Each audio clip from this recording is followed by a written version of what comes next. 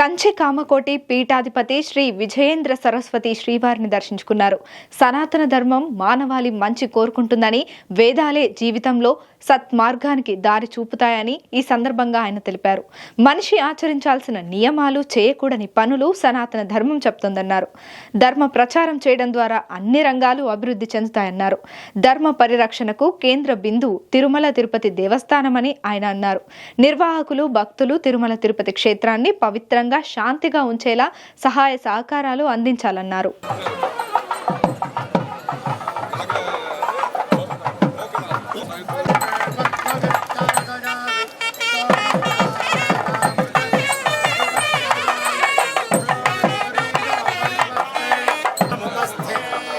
భాను సప్తమి పర్వకాలము. ఈరోజు వెంకటేశ్వర స్వామి సందర్శనం చేసుకున్నాము. ఈ కార్యక్రమానికి దేవస్థాన ట్రస్ట్ బోర్డు వాళ్ళు అందరూ కూడా సహకరించి మంచిగా ఏర్పాట్లు చేశారు. మన ధర్మము, సనాతన హైందవ ధర్మము ఈ దేశంలో ఉండే అందరికీ కూడా మంచిది కోరుకుంటుంది. 140 కోటి జనాభా అందరికీ కూడా మంచిది కోరుకుంటుంది. ఈ ధర్మం ఏదైతే ఉన్నదో అనాది అపౌరుషేయమైన వేదాలు మనకు ప్రమాణము. ఈ వేదాలే మనకు జీవిత పద్ధతిని నేర్పిస్తుంది. లైఫ్ స్టైల్ అని ఏది ఉంటుందో, మనిషి ఎలా ఉండాలి, ఎలా ఉండకూడదు అని ఆచరణాన్ని మన సనాతన హైందవ ధర్మం మనకు నేర్పిస్తుంది. అందుకని విశ్వశాంతి, ఇప్పుడు లోకంలో శాంతి కలగాలి. ఇప్పుడిప్పుడు శాంతికి ఒక సూచనలు కనిపిస్తున్నాయి. దీంట్లో మన భారతదేశం ముఖ్య పాత్ర వహిస్తున్నది. ఆ భారతదేశానికి ముఖ్య అంగంగా ఆంధ్రప్రదేశ్ ఉన్నది. ఈ దేశంలో ధర్మ ప్రచారం ముఖ్యంగా జరగాలి. ధర్మ ప్రచారం మంచిగా జరిగితే వ్యవసాయం కానీ, వ్యాపారం కానీ, మంచి నిర్వహణ కానీ అన్నీ బాగుంటుంది. అందుకని ధర్మ ప్రచారానికి ఈ దేశంలో ముఖ్య కేంద్రంగా ఉండేది, ప్రధాన కేంద్రంగా ఉండేది, కేంద్ర బిందువుగా ఉండేది మన తిరుమల తిరుపతి దేవస్థానము. అందుకని ఈ తిరుమల తిరుపతి దేవస్థానం మంచిగా జరిగితే అప్పుడు అన్నీ కూడా బాగుంటాయి.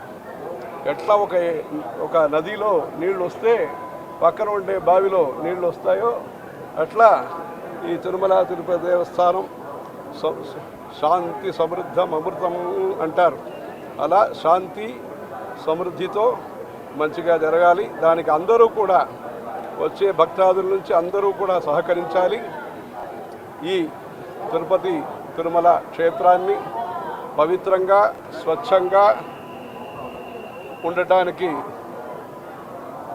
దేవస్థాన కొత్తగా వచ్చిన ట్రస్ట్ బోర్డు వాళ్ళందరూ కూడా ప్రయత్నం అంతా మొదలు పెడుతున్నారు.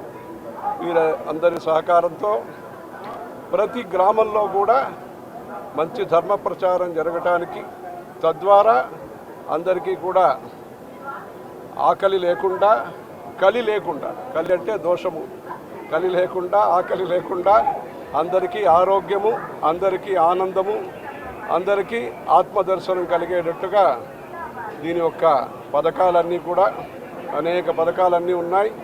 దీంట్లో వేదము, శాస్త్రము, పురాణము అన్నిటికీ కూడా ఇక్కడి నుంచి మద్దతు ఇంకా ఘనంగా ఇస్తూ దేవస్థానం యొక్క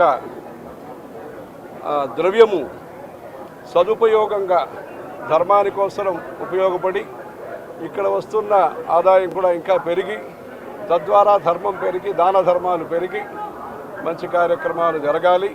అందుకే ధర్మో రక్షతి రక్షిత అని చెప్పి ఇక్కడ మంటపంలో రాశారు. ఆ ధర్మాన్ని కాపాడటానికి మనకు శక్తి కలగాలి. శరీరంలో శక్తి, మనస్సులో శక్తి, చట్ట ప్రకారమైన శక్తి, సంకల్ప శక్తి కలగాలి. ఈరోజు మేము ఆ చెట్టు కింద నుంచి మమ్మల్ని తీసుకొచ్చారు. 1967వ సంవత్సరము మన కంచి పరమాచార్య శ్రీ శ్రీ చంద్రశేఖరేంద్ర సరస్వతి స్వామివారు, మన శ్రీ శ్రీ జయేంద్ర సరస్వతి స్వామివారు ఇద్దరు కూడా అప్పుడు 1967వ సంవత్సరము ఆ చెట్టు కింద నుంచి వచ్చి అని స్వామివారి దర్శనం చేసుకున్నారు. అదే ప్రకారంగా ఈరోజు కూడా ఈ దేవస్థానం తరఫున అలాంటి మంచి దర్శన ఏర్పాట్లన్నీ చేశారు. ఇలాంటి మన దేశంలో ధర్మం మంచిగా పెరగాలి. టీటీడీ తరఫున రాబోయే సంక్రాంతి నుంచి అంటే జనవరి 15 నుంచి ఫిబ్రవరి 26వ తారీఖు వరకు గంగా తీరంలో పవిత్ర కుంభమేళా కార్యక్రమంలో ముఖ్యంగా ధర్మ ప్రచారం కోసం మంచి ఏర్పాట్లు చేస్తున్నారు. నమూనా దేవాలయము, వేద పారాయణము, హోమాలు, ప్రసంగాలు, ఇట్లా ప్రసాదాలు వచ్చిన కుంభమేళాకు వచ్చిన భక్తులందరికీ కూడా ఆ వెంకటేశ్వర స్వామి ప్రసాదం అందించేదానికి ప్రజల వద్దకు ధర్మం అనే ఒక మంచి ఉద్దేశంతో బాగా చేస్తున్నారు.